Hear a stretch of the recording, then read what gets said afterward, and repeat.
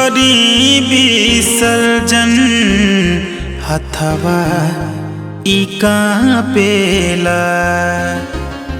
कैसे करी विसर्जन हथवा ई कांपेला। नव दिन खूबे कैली पूजा सब गौआ साथे बा। कैसे करी विसर्जन हथवा ई कांपेला। कैसे करी विसर्जन हथवा ई कांपेला।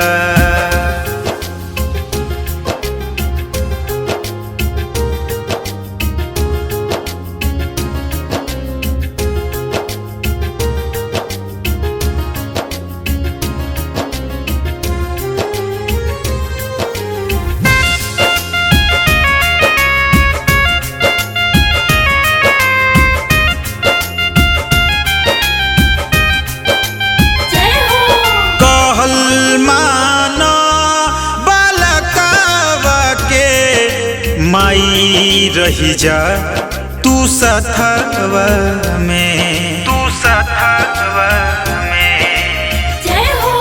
कहल मानो बालकवा के माई रही जा तू सथवा में।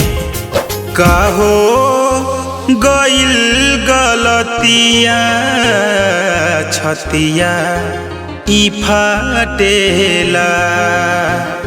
कैसे करी विसर्जन हथवा ई कांपेला।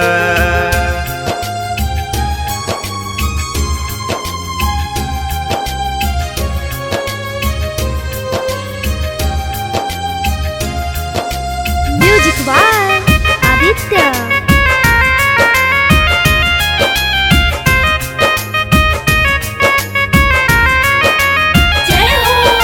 रौर नेहिया के धागा से बधल पूरा ई गौआ बा।